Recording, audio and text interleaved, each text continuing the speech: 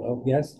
You just mentioned that you had got arrested twice. Yeah. Yeah, for protest movements. Yeah. And now now just right now some students got arrested. At the universities, in the university in the States. And I wonder, how do you think of the students' protest movements happening now in the States? I was a protester in my university days, but we never protested against the university. It was things outside. This is, I think, a very important issue, and it's not an easy issue to resolve. And Rosemary and I spent at least an hour, I think, earlier today discussing it. And I do it because I try to get my own thoughts. I basically feel this: people have a right to protest. And what's really interesting, I mean, if you want to see different ways it's handled, you find these protesters at the universities, which are inherently peaceful. I mean, some of the language may not be, and we'll deal with that in a minute, but they don't represent a physical threat to anybody, yet the police are called in right away. In 1970 at Kent State University, there was an anti-war demonstration. They called the National Guard. They started firing on them and killed 4 people. And yet, all of Trump's acolytes, will go and invade the Capitol, really pose a real threat. They come armed and so on.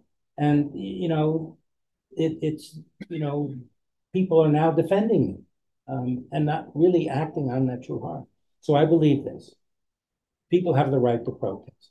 It's how you deal with the protests. In fact, what would happen is in the South, when Martin Luther King Jr., in Selma and other places, he'd have these peaceful demonstrations. The cops would come and they'd create the violence. And I think a lot of that's what's happening now. And reading the stories, some of the university presidents who originally called in the police to disperse these people have realized they made a mistake and wouldn't do it. But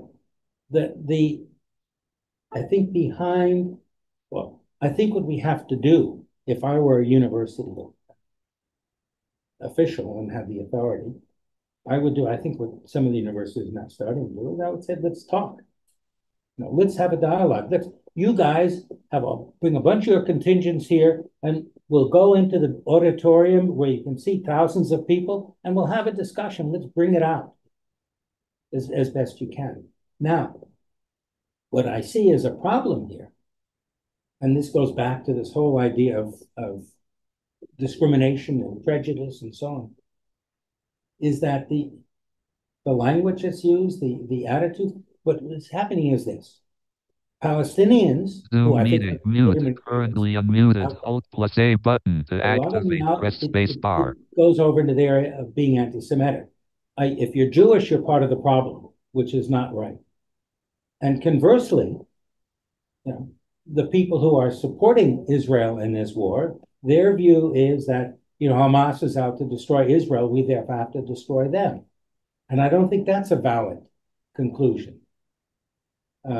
I think Hamas and what they're doing, it was wrong for them to go in and invade Israel and kill those 1,200 people. It was a terrorist act. But, occupied people do that. The Irgun, which was the Jewish armed force, during the British mandate, before the UN partitioned Palestine in 1947. I mean, they engaged in terrorist acts. They blew up the King David Hotel, killing 35 people, most of whom were just innocents. That's the nature of conflict when it reaches that level. And I don't think it's really excusable on whoever does it. The Allied bombing of Dresden in March of 1945 was a terrible atrocity. The war was won. What's the point? You destroyed a beautiful city and killed, 75,000 people? It's just, and yet, of course, the Allies, we don't talk about that. We talk about, the Nazi bombing of London, which was also despicable. But, the trouble is, see, when you take an issue and instead of dealing with the substance of the issue, you start attacking the people who are taking sides on that issue. So if we can bring that out of the equation, you're not anti-Semitic if you oppose, you know, the war. If you're looking for a ceasefire, and you're not, you know, and you're really not. I don't know what the other side would be.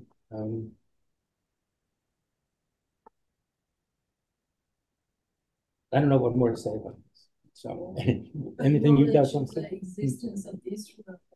Yes, this is the important thing. You see, if you know, when the you know this, you know, from the river to the sea chant, you know, the stated goal of destroying Israel, that is unacceptable. That will never lead to a solution. But you know, you have a dynamic, and it's a continuing dynamic. 20 years ago, 25 years ago, you know, the Israelis and the Palestinians were very close to a deal. You know, it was possible then to go in and recognize, you know, Palestine as an independent nation. Ellen Manga's left the meeting. Rights of any other nation. I mean, they almost had it. The U.S. was the one who vetoed the question just the other day, right, about granting full membership in the UN to Palestine. These issues could be resolved, and I think a two-state solution is necessary. There has to be a Palestinian state. But while the Palestinians, I think, have no right to go and say that Israel has no right to exist, the Israelis have no right to say that Palestine, you know, the Palestinians don't have a right to exist as a nation in a nation state. So I think that this has to be the basic foundation. Unfortunately, I think the policies that Israel has been following for the past 20 years have been counterproductive to that. The constant takeover, you know, of the land in the West Bank. I mean, dislodging people, you know, the Palestinians who live there, and treating them horribly. I mean, hardly a day goes by when you don't hear of some innocent 6-year-old getting shot, you know, in a car, you know, for doing nothing. So I think we have to have demonstrations, we have to have dialogue, but I think we have to move away from, you know, putting it on grounds of characterizing whole peoples as good or bad. No, you talked about earlier that like deep issues that there's no cure, right? Mm-hmm. It's always the treatment, right?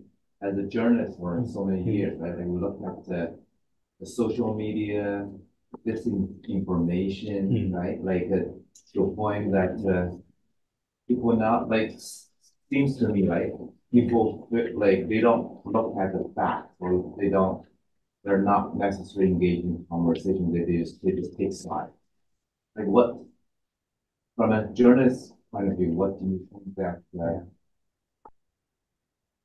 know, I two things about this. One, I think the state of journalism has deteriorated to an utterly unacceptable level. And this is a result of technology and business models that follow from that. For an example, when I went to the Toronto Star, it was an editor's newspaper.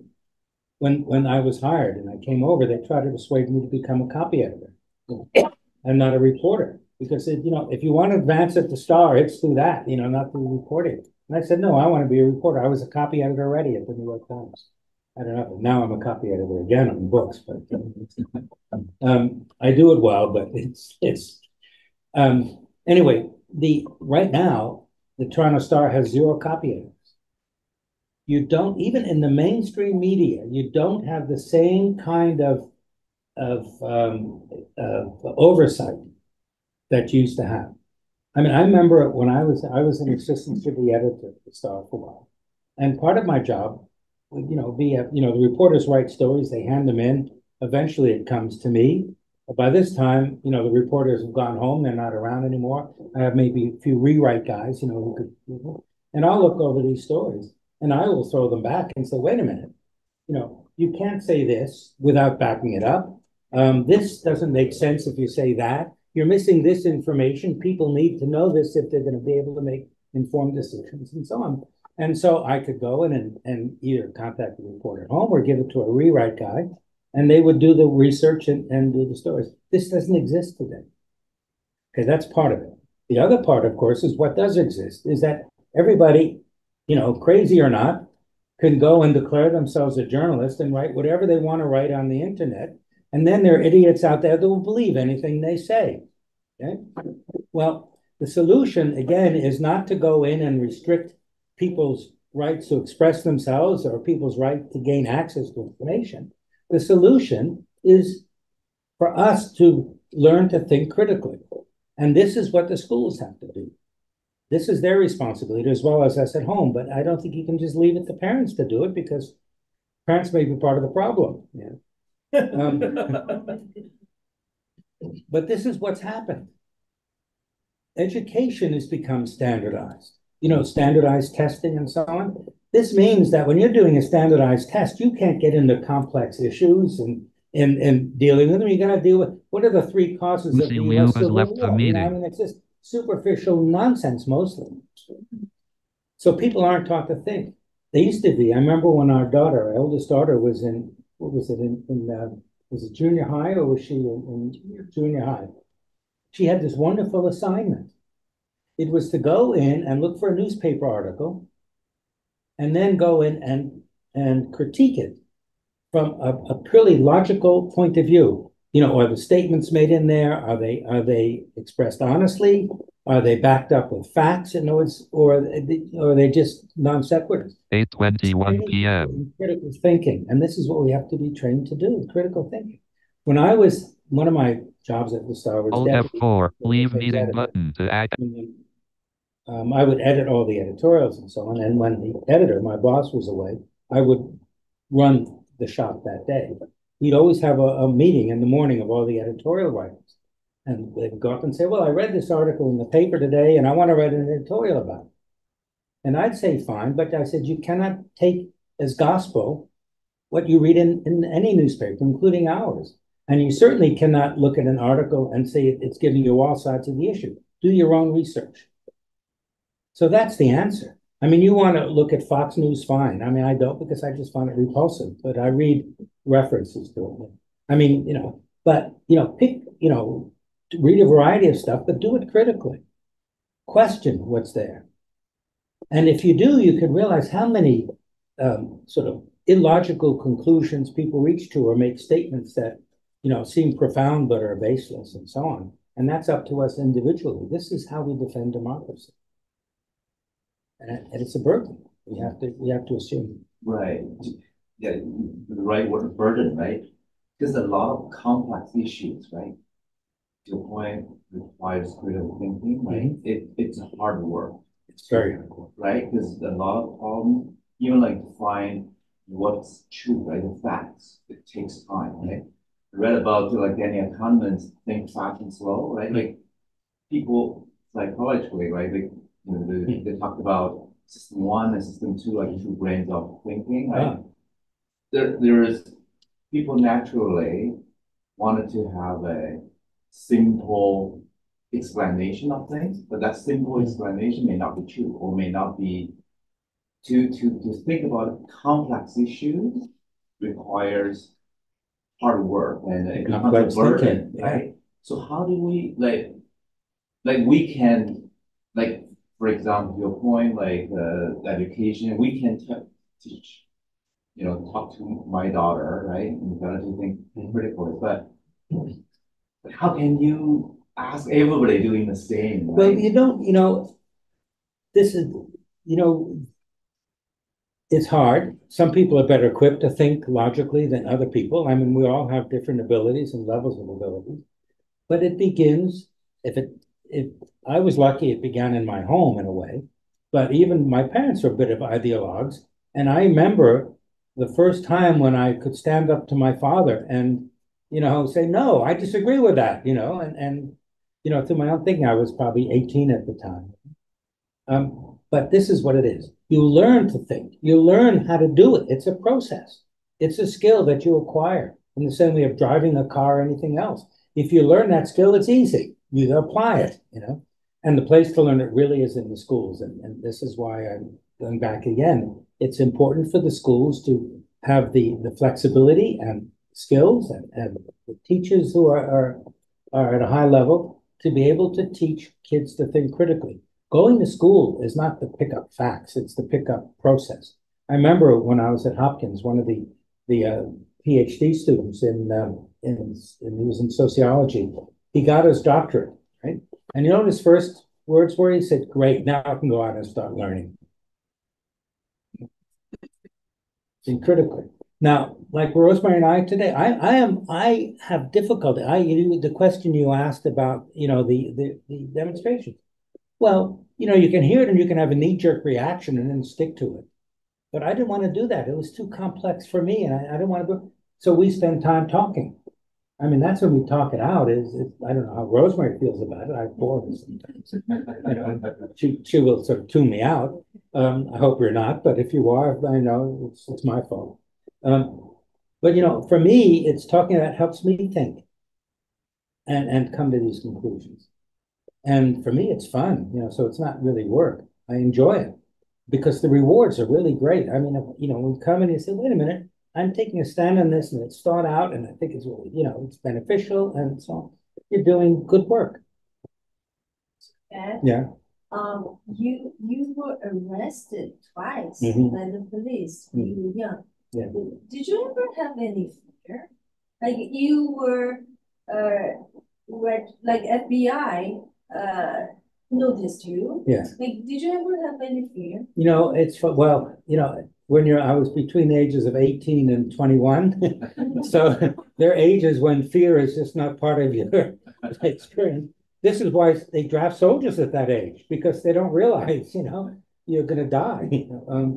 So I didn't have those fears, but I did have fears.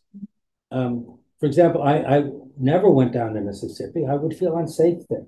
I've had friends who were killed down there. Not friends, one guy in particular, he was shot in the head at a demonstration and killed. Another guy narrowly escaped with his life. At the moment, he was, doing voter registration in Alabama, and he was sitting in a sofa with his back to the window. Luckily, he leaned over to pick something up, and a shotgun blast came through the window. And then, of course, those 4 civil rights days. But I wasn't afraid. One, because Baltimore wasn't that violent. I mean, there was no violence that we encountered, so we were lucky about it. But the 2 arrests were interesting. The first one, we were going to sit in at this very fine restaurant in a very fancy suburb of Baltimore. It was called Mandel's. And there were maybe 20 of us. Well, he had a little aisle you had to go to be seated. So we came in and I was in the front of the aisle and he saw us coming and he quickly, took that, what do you call what is it? The ropes that you have when people have aisles, rope, I guess. He took the rope, which he was going to, block our way in. So we stopped, but he didn't block it entirely. And he was talking to somebody else and he made an opening for us. So I walked in with 4 other people and we sat down at the table. Then he claimed we pushed him, we assaulted him. So they called the police and we were arrested. The only problem for him was that one of the people was a woman from Goucher College, which was a college in the Baltimore area. And her father was a Supreme Court justice in Puerto Rico. So he had clout. So when we went to trial in magistrate's court, just simple assault, we got represented pro bono by this gigantic law firm in Washington. In fact, one of the heads of the firm a couple of years later was named to the U.S. Supreme Court. And they came down to defend us, and they were going to defend us all the way to the Supreme Court on the issue.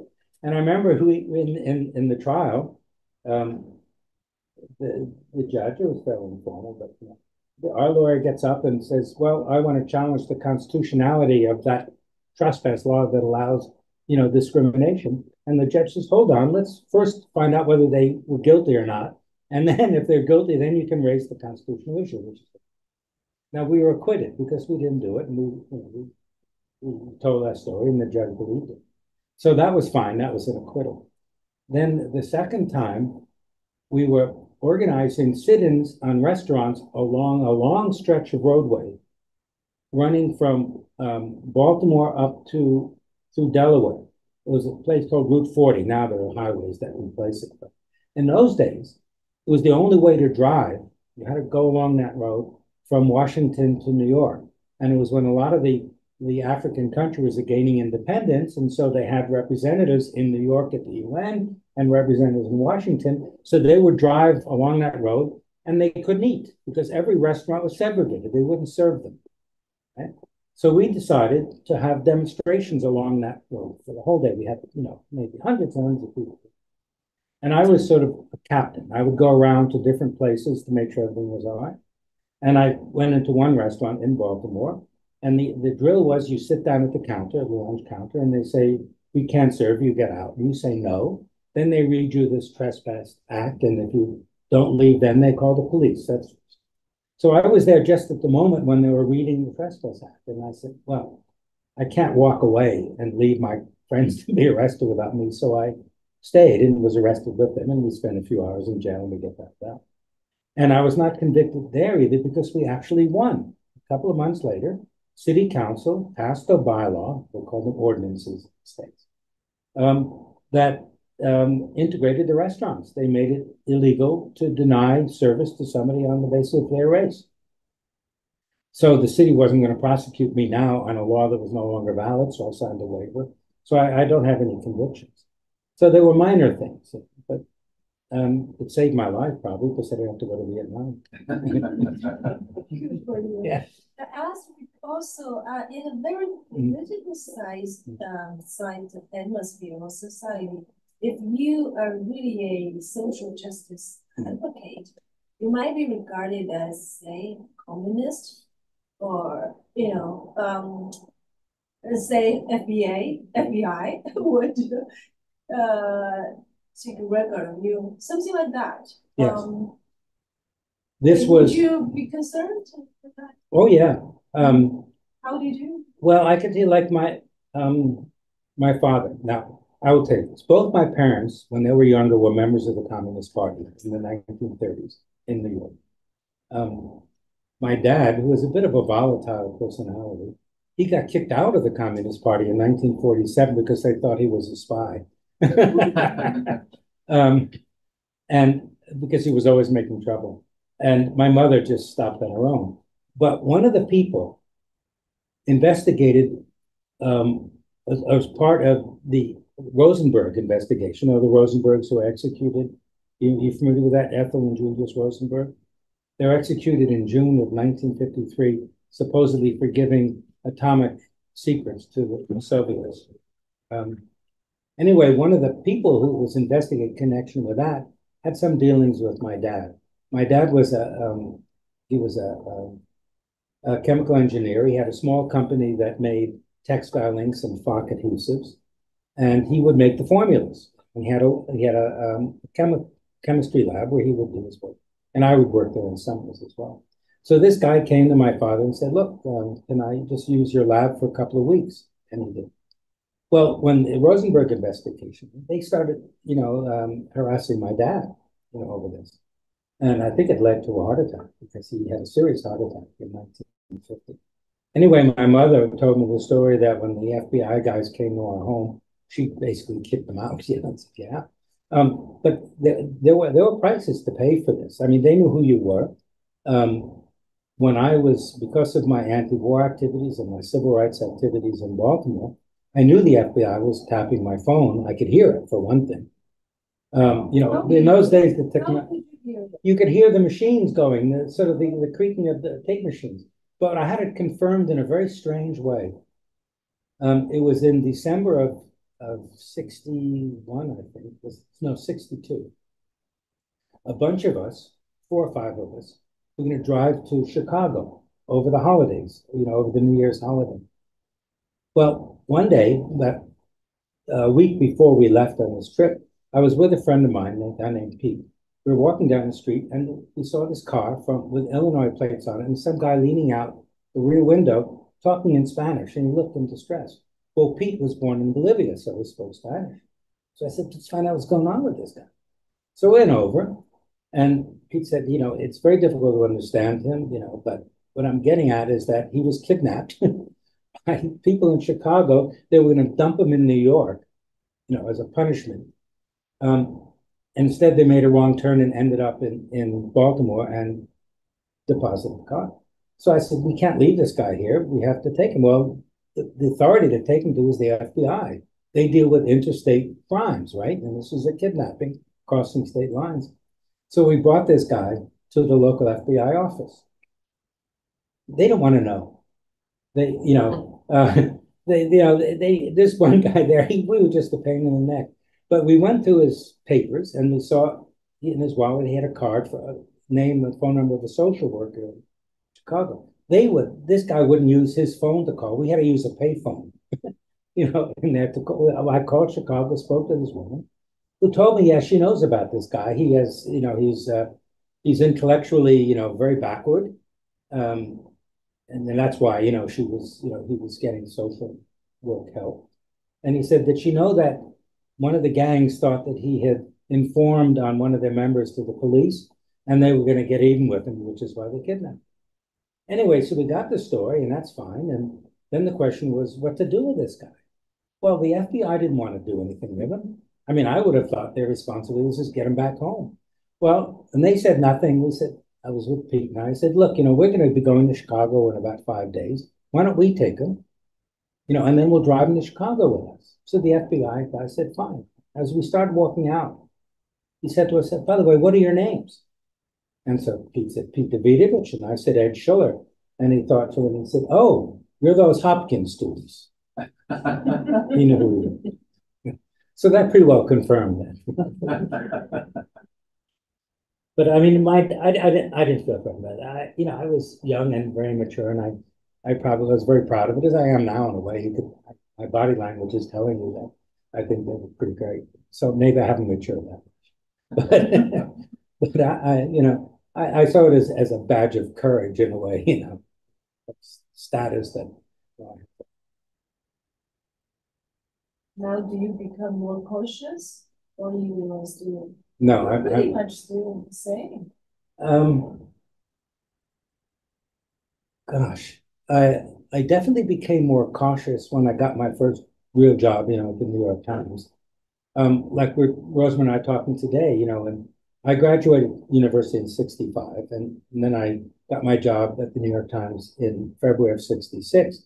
By 68, I was already an editor, copy editor. And I remember I never expressed opinions or took part in things like the Columbia University sort of occupation of 68. I have no direct memory of being part of it. I mean, it was only a 10 or 15 minute subway ride from the New York Times up to Washington Heights, where Columbia is. I never made that trip. I never looked. I didn't want to be associated. So that is caution, and I sort of withdrew. Now I don't really get involved, but I write about things doing now. I write a few op-eds, so. But I'm no longer that active. Just within my own little circle. So I know whether it's good or bad, but it's just the way I am. Do you have any advices for nowadays young people who still care about social justice? Yeah, I think my advice is what I've been saying now is, you have responsibilities, and these are serious responsibilities. And the first responsibility is to educate yourself, train yourself to think critically, learn the facts, and be open and discuss them, and reach reasonable conclusions and then act upon them. That's the advice I can give.